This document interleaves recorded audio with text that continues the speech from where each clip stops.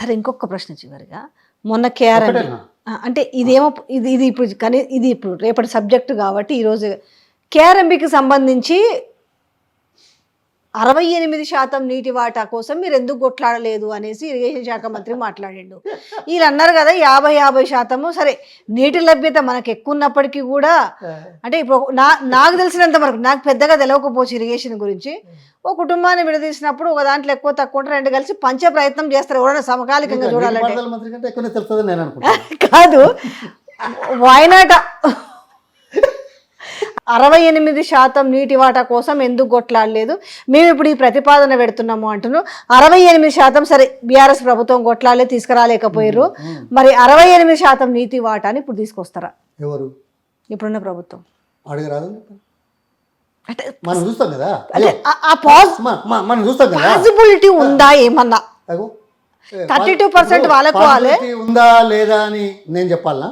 చెప్తా. ఓకే, ఇప్పుడు సిస్టమ్ ఉన్నది, మొదలు వాడుకునే వాళ్ళ హక్కులు ఉంటాయనేది నాకు తెలిసిన కొద్దిగా జ్ఞానం. మొదటి నుంచి వాడుకున్నోని కాదని తర్వాత ఉన్నోనికి నీళ్ళు ఇస్తాడు. మన చెరువు కింద మొదటి నుంచి వాడుకుంటున్నాం.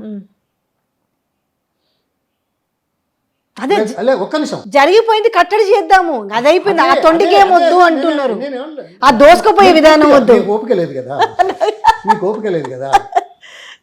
ఇప్పుడు నేనే చెరువు ఉన్నది, అవును, కాలువలో నీళ్ళు పోతున్నాయి, అవును, ఆ తూము దాగానే నా అటువంటిడు లేకుంటే ఇంకో పెద్ద మనిషి ఆ తూము కిందనే ఓ మోటార్ పెట్టేసి మొదలు నా పొలానికి ఎచ్చుకుంటే దాదాపు 100 మీటర్ల పైన ఉన్నది అని అంటే ఊకుంటావు. ఊకో హీ హాజ్ ఎ రైట్, మొదటి నుంచి ఉన్నాడు కాబట్టి. ఇగో ఈ ప్రాబ్లమ్స్ అన్నీ అంతర్రాష్ట్ర జల వివాదాల్లో ఉన్నాయి, లేవని కాదు. ఉన్నప్పటికీ కూడా రీఆర్గనైజేషన్ బిల్లో ఏం పెట్టారు అనేది ఒకసారి బాగా చదువుకోమనండి.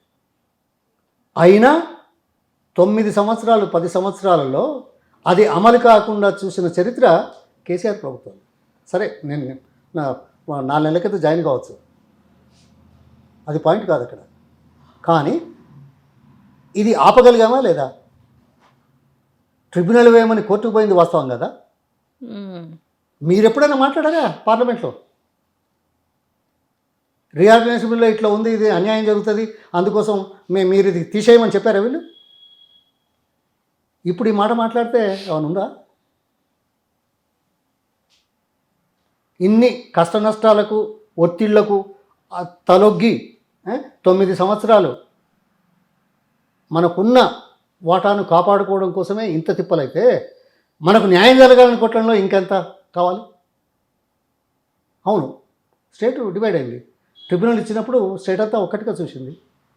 అయినప్పుడు మన పరివాహక ప్రాంతం ఎక్కువ ఉంది కాబట్టి మనకు ఎక్కువ కావాలని కొట్లాడుతున్నాం. అందుకే కదా సుప్రీంకోర్టు పోయింది. అందుకే కదా చివరికి సుప్రీంకోర్టులో విత్డ్రా చేస్తే మేము ట్రిబ్యునల్కి చెప్తామని. ఈ మాట వీళ్ళు ఎప్పుడన్నా అన్నారా? ఈ మేధావులంతా చేపల పులుసు తిని రాయలసీమకి ఎక్కువ నీళ్ళు దోసుకోపోతుంటే కూడా మిన్నకుండా ఊకున్నారు. ఏంటండి? చేపల పులుసు తిని రాయలసీమకు అదే ఆంధ్రాకు నీళ్ళు కొట్టుకోపోతుంటే కూడా దొంగతనంగా సప్పుడు చేయకుండా కూర్చున్నారు దోసుకోపోతే. ఇప్పుడు వీళ్ళు చేపలు తింటారా? ఇప్పుడు వీళ్ళు తింటారా లేదా ఏమో నాకు తెలియదు. లేకుంటే కోళ్ళు తింటారు, బర్రెలు తింటారు, మరి గొడ్లు తింటాను, లేకుంటే ఇదేది మేకలు తింటానో తెలియదు. తింటాను అసలు బంద్ చేసిందా? ఎందుకు బంద్ చేస్తా? అదే అంటున్నా. మరి తినే మనిషి ఎవడైనా తింటూ ఈ మాట మాట్లాడతాడా?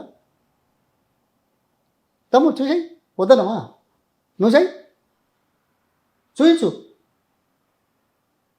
మిగతా వాళ్ళకి చేత కాలేదు, నాకు చేతనవుతుంది అని మాటలతో కాదు, చేతలతో చూయించు. అప్పుడు తెలుస్తుంది. 4 రోజులు పోతే ఎవరెందో తెలుస్తుంది.